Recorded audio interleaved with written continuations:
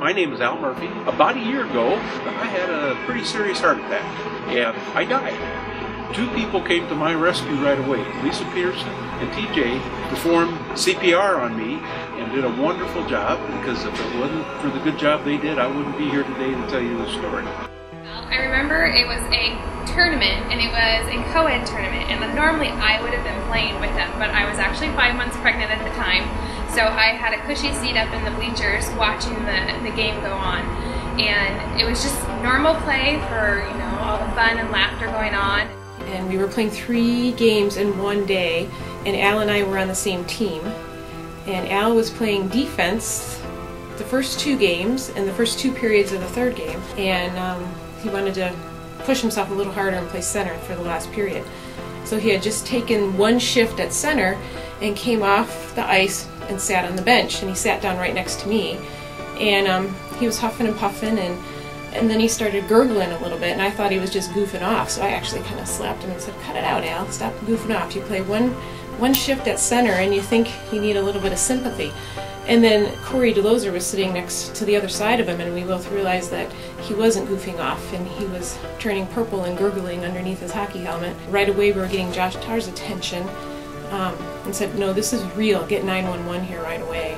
All of a sudden there was a break in the game, and kind of a little bit of commotion, and someone said something's going on over at the other bench. And I looked over at the other team's bench, and saw a group of people around who ended up being Al.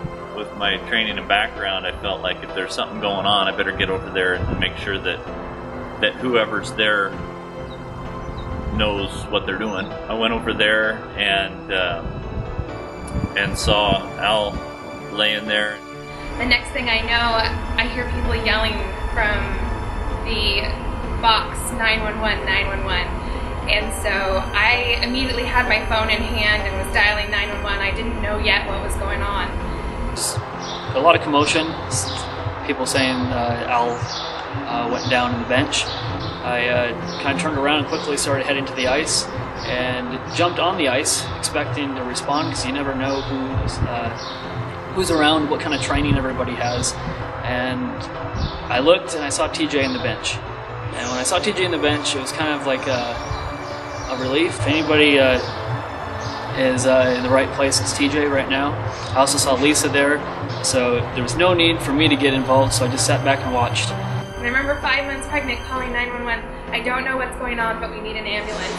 And trying to squirm my 5-month belly through the bleachers and getting down onto the ice, scooting across the ice and making it over there and seeing everyone in just complete focus on Al. And I looked at Dr. Peterson, who was actually right there next to Al, and I said, "There's a doctor here."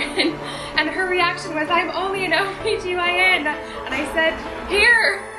And so she told him all the details. His breathing dropped off, his pulse got weaker, and I finally decided at that point that we needed to start CPR, because he wasn't getting it done on his own. All of a sudden we had to hurry up and get his helmet off. He had all his gear on. He's a big guy. I needed help. And it was basically a joint effort by everyone out there to get him into a position where we could actually do CPR. So it took all of us that were around to keep him on the bench and to lower him down so they wouldn't fall off the bench. And people were trying to get his skates off. And this whole time they're doing CPR, and we were looking for an AED and just trying to keep things going. And then it was not very long, but it felt like forever. Whenever you go through CPR, they teach you to use a mask or some sort of barrier.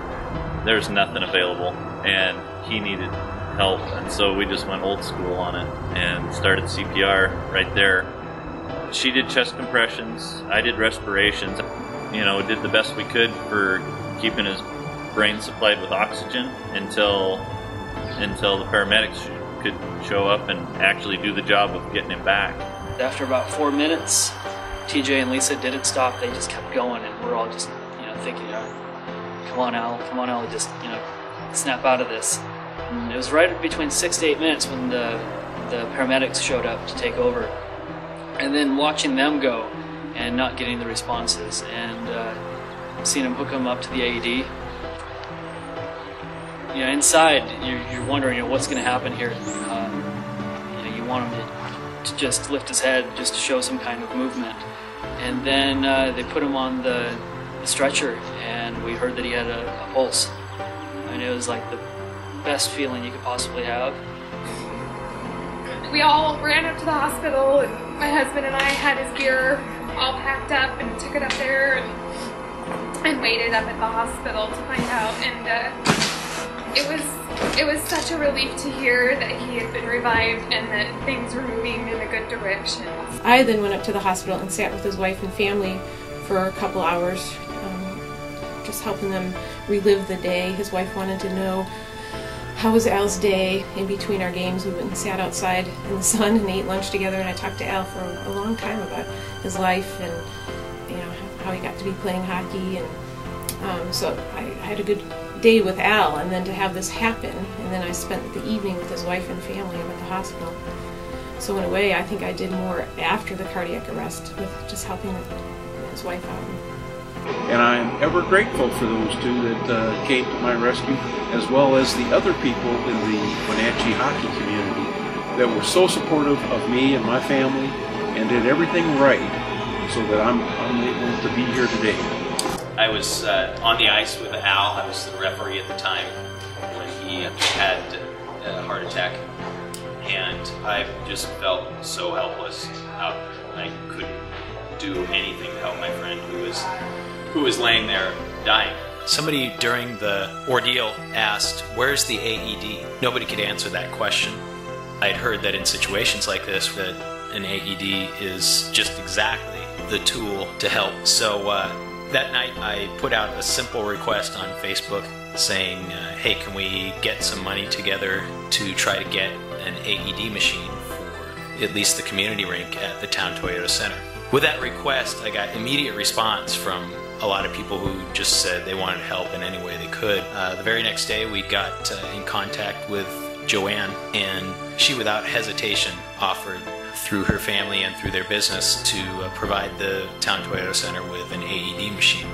Without Joanne Walker, the Walker family, and Lifeline Ambulance, we wouldn't have those. And this was all just to come out in support of our friend Al.